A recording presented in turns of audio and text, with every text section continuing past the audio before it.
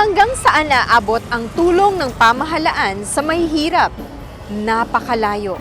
Singlayo ng lugar kung saan nagsisikap at nagpapatuloy ang isang pamilya na itaguyod ang magandang kalusugan at edukasyon ng bawat anak para sa kanilang kinabukasan. Tinagurian sila bilang isa sa mga huwarang pantawid pamilyang Pilipino ngayong taon dahil sa pagiging mabuting ehemplo sa iba.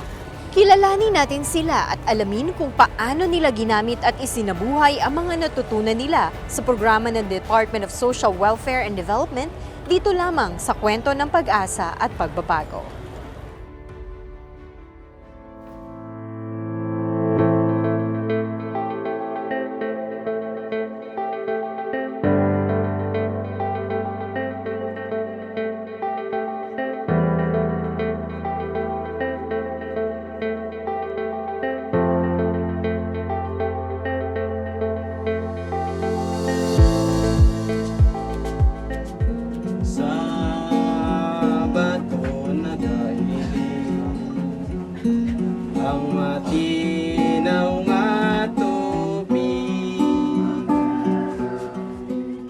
Suot ang kanilang traditional attire, inawitan ni Joey ang kanyang may bahay na si Mary Jean. Ang awit ay isang katutubong awitin ng Panay Bukidnon Indigenous People. Ito ang grupong kinabibilangan nina Joey at Mary Jean, na nakatira ngayon sa Barangay Kahigon, Kalinog, Iloilo. Ang nasabing ethnic group ay karaniwang makikita sa bulubunduking rehiyon ng Capiz, Antique, Iloilo.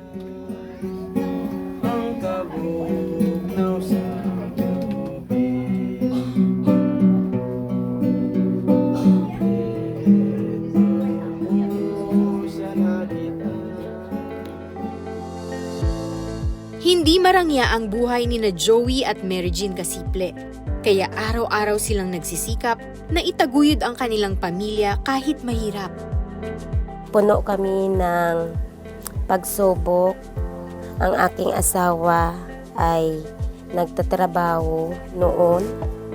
Madalas hindi kami kaya bigyan ng sapat na paggamot ang aming mga anak. Si Joey ay isang tricycle driver. Butihing may bahay naman si Mary Jean. Pero noong nagkasakit si Joey, na tanging inaasahan sa paghahanap buhay, nahahati ang naiuuwi niyang kita sa pamilya. Kung ang bana ko magbiyahe, makabakal sa kabulong.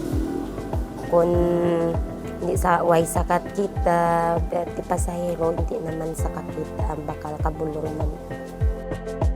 Dahil nakatira sila malayo sa bayan, umaasa sila sa pagtatanim at paghahabal-habal para mabuhay. Ang akin nga panginalangitan ang biyahe sikad.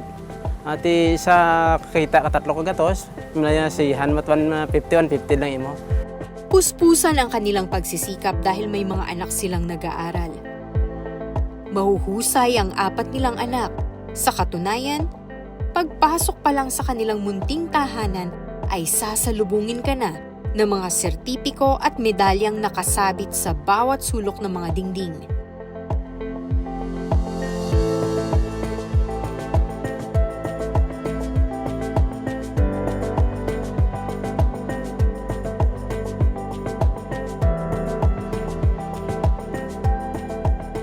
Kag nakita niyo man nga ang gina-proud ko gid nga ang akon kabataan nga madamo siya certificate, medals tungod sa amon pagsuporta sa ila. Kaya naman taos-puso ang pasasalamat ng pamilya Kasiple sa oportunidad na maging bahagi ng Pantawid Pamilyang Pilipino Program of 4Ps ng Department of Social Welfare and Development. Bukod sa naging kaagapay ng pamilya ang 4Ps para maitaguyod ang pag-aaral ng mga anak sa 14 na taon nila sa ilalim ng programa, natutukan din nila ang kalusugan at tamang nutrisyon ng pamilya. Hanggod gid ang nabulig ka 4Ps kanamon tungod nga ang amon kabataan gintagaan ka edukasyon, ikaayong lawas kag sa amon nga kinanglanon nga matag-adlaw nga tanan. Ang panganay at pangalawa nilang anak na sina Jomer at Jana May ay nasa kolehiyo na. Habang ang dalawang nakababata na sina Jaya at Jeron ay nasa grade 9 at nasa elementarya. Payo ni Jaya sa kapwa niya monitored children sa 4Ps, mag-aral ng mabuti para umahon sa kahirapan. Pangarap niya ang maging doktor balang araw. Dati yung wala pa yung purpose kahit isang ballpen wala pa po ako. Ngayong may purpose na may ballpen ako, may notebook at iba pang mga gamit sa school. At nakapag-aral na ako ng mabuti. Kapag may exam po, nagtutuon ako ng mabuti para makaperfect ako sa exam. Ang nabulig ka porpe, sanggad ka tama ma'am. Una sa aman nga ikaw yung lawas, sa pag-eskwela kakabataan, sa financial adlaw-adlaw. Kag ang nakabulig sa pagtudlo ka pamilya sa natawag nga mayad nga pamatasan. Ang gid nabulig na kag kalipay ko nga bilang napilian kami ay isang una sa mga ipang sa purpose pigado gid kami. Sa paligid ng tahanan ng pamilya, marami silang tanim na pwedeng anihin at mga alagang hayop. Dahil sa pagsisikap ng pamilya at tulong ng programa ng DSWD at ng lokal na pamahalaan ng Kalinog, nakakaraos ang pamilya kasiple sa hirap ng buhay. Yung kanilang gulayan, which is coordinated natin yung mga seeds at yung mga sa DA, yung livelihood nila na si Chin nakatrain din sa bookkeeping, nagtesda din at saka si Nung Joey nagtesda din. Nakatungtong sila sa level 3 pero arm na sila ng awareness, networking, coordination is napaka-rich na ng experience nila. Ati nagapasalamat ako sa ating gobyerno. Nga may plano sanda sa ating mga pigado bilang isang purpose nga makapatapos kakabataan tungod saan nakabulig. Kabilang naman si Mary Jean sa mga naging parent leader ng 4Ps noong 2015 sa kanilang lugar. Ayon sa kanya, nakatulong ang family development sessions sa maayos na pagpapalaki sa kanyang mga anak. Ang natutunan ko sa amon nga FDS ang 10 karapatan ng bata kag gina-apply namon sa amon pamilya kag sa akon kabataan nga mangin modelo kag ehemplo sa amon nga community. Ilan nga sa mga miyembro niya ang nagsabing marami silang natutunan sa mga ibinahagi ni Mary Jean sa Family Development Sessions o FDS. About sa mga sa mga bata, sa mga school nila, pagpasok sa school, sa mga grant namin pinapaliwanag niya. Sa paggawa ng mga namin, mag-FDS kami yan, tinutulungan niya kami. Yan. Mapatulungin sa kapwa. Bilang parent leader po, pinagtutulungan niya kami pong yung ginagawa ng mga DSWD member. Sample po, pumunta kami sa school ng 85% yung sa FDS namin, ipinagpaliwanag niya sa amin kung ano yung sinasabi ng mga sample ng mga aming ML. Yan, pinapaliwanag nila sa amin kung hindi kami marunong.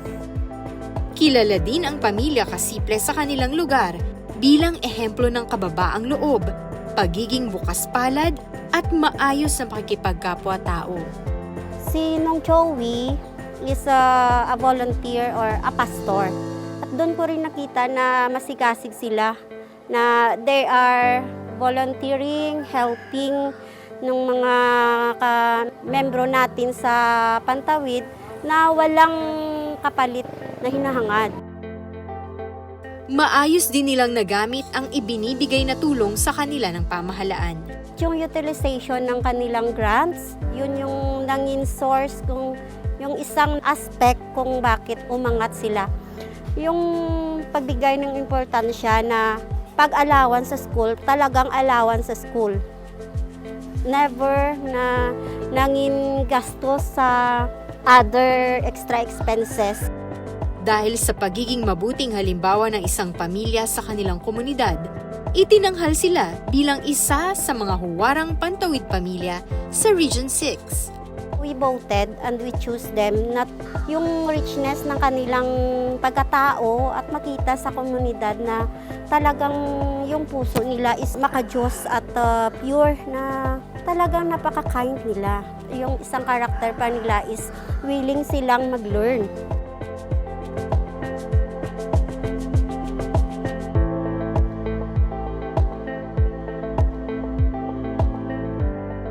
Okay no, nagpasalamat ako.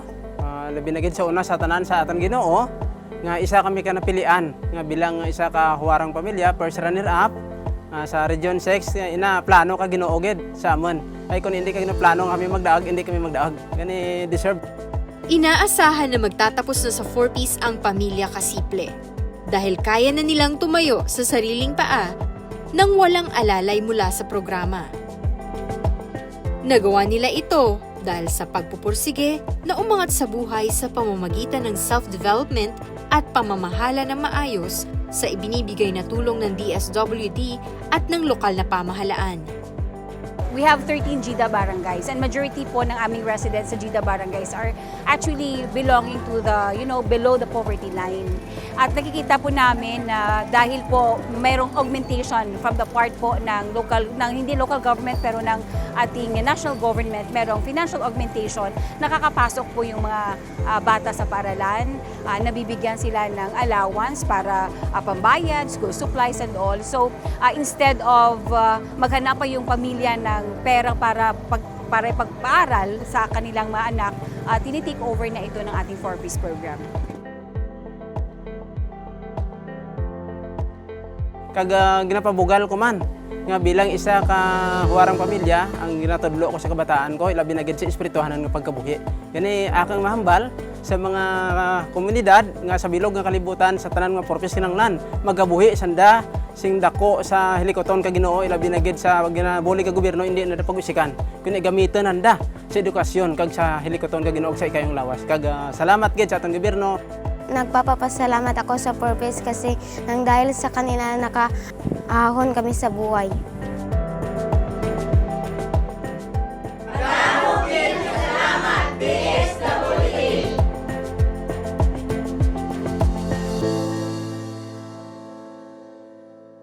Ang paggawa ng kabutihan ay hindi kailanman mapapantayan ng anumang material na yaman. Para sa mga pamilyang natutulungan ng 4Ps at iba pang programa ng pamahalaan, maswerte na sila na natutulungan sila at naibabahagi ito sa iba. Dahil para sa kanila, simple lang ang buhay, ang kumain ng sapat, mabuhay ng tapat at maging huwaran si iba ay sapat na upang mabuhay ng masaya at mapayapa, habang tinutupad ang mga pangarap. Naway nabigyan po namin kayong muli ng kapupulutan ng aral at inspirasyon sa araw na ito.